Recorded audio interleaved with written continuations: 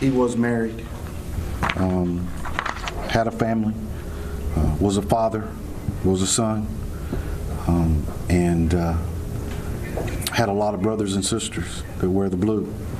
And, you know, to tell you that I am still in shock, I am. As director, this is a call you never want to get. Indeed. Well, officials identifying the Tennessee Bureau of Investigation agent who was shot and killed yesterday. Specialist Agent DeGron Frazier was killed during a controlled buy operation. That's where an officer goes undercover to buy illegal guns or drugs. Police arresting the 23-year-old suspect who now faces murder charges. Well, the Trump campaign may be struggling in those national polls against Hillary Clinton, but one area where numbers seem to be improving is with the bottom half of the ticket. The new Gallup poll revealing that the favorability rating for Indiana Governor Mike Pence has doubled since the convention, and voters have a higher favorable view of him than Clinton's VP pick, Virginia's Senator Tim Kaine. Boris Epshteyn is a senior advisor to the Trump campaign, and Leslie Marshall is a syndicated radio talk show host and a Fox News contributor. Leslie, let's start with you. So what's going on here? Well, first of all, 3% still within margin of error in that snapshot of the moment poll. But in addition to that, I'm not really surprised. I mean, one, Mike Pence is more charismatic than Tim Kaine. Two, Mike Pence represents what the GOP feel their vision, their values are, more so than their candidate, Donald Trump. And it's almost like the more Trump goes down, the more Pence goes up. And in addition to that, it would seem that Pence sometimes has to be almost an apologist for Donald Trump, and you don't see Kaine having to do that with Hillary. Well, he has had to take a softer stance on the Captain Khan issue and some other things as well. He endorsed Paul Ryan before Donald Trump did. So maybe voters are then responding to that. Boris? Let's take a look at each of the candidates. Tim Kaine is somebody who's been a lifelong sellout to special interests. He's taken clothes, he's taken trips, he's taken gifts, just like the Clintons. So he plays into that crooked narrative perfectly that we should be talking today with the pay-to-play scandal. That's Tim Kaine. Also, Tim Kaine, when he came in, he doubled unemployment in Virginia.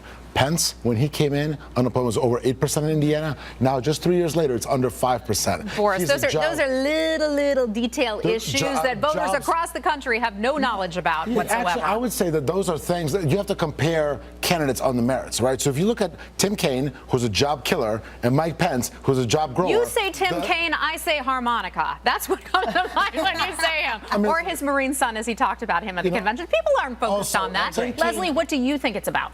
Well, I do think it's about this likability, this chemistry, and I do think, honestly, with regard to Pence, that Pence just seems to be more presidential, if you will, than their candidate Donald Trump. So I think they're like, Kaine. Come on, let's be honest. you know that people are not voting for a VP, and I think they're very upset with Donald Trump. They like what Hold on, Leslie, finish that thought. I feel that Mike Pence is saying what the Republicans want to hear more, again, because he is more of a Republican, even though Donald Trump claims to be. He is not, when he opens his mouth, he is not espousing the vision or the values of the GOP. Good spin from the Democrats. I wondered, say if it happened to you, you go out to a dinner party with your wife, and somebody maybe likes your wife a little bit better than you. I'm not saying that you're not. Of course. But I wonder if that's kind of thing. And then all of a sudden, the Epsteins, they're more likable because you have your better half with you. The Epsteins are always likable. It's always because of my wife. Now back to this.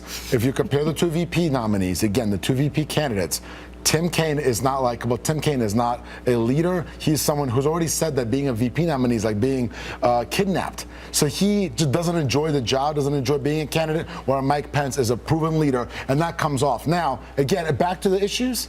The Clinton camp is in huge trouble today. So, of course, they're going to be spinning the whole Pence versus Trump. Trump and Pence are on the same page. Kaine and Clinton are on the same page, too, about being crooked and sold out to special interests. In fairness, both campaigns have had a bit of bad news to talk about this week. That is for sure. Leslie, can Mike Pence help turn around the Trump campaign? You know, it is possible. I mean, we saw John McCain get a bump with Sarah Palin, but how long will that bump last? And honestly, I think Donald Trump does more damage not only to him and his campaign, but to his party. And I don't think that Mike Pence can make up for that. As you notice, Mike Pence will say some things after Donald Trump has spoken, and then what happens? Donald Trump will tweet, nope, I meant what I said. All right. We're going to have to leave it there. Boris Epshteyn, excuse me. Last word there? Last word. Okay, well, listen, I will. We got a break. All right. All right, I'm thanks. convinced Boris that we'll be the ones that win in November. All right, Boris and Leslie, thanks so much. Nice spirited debate.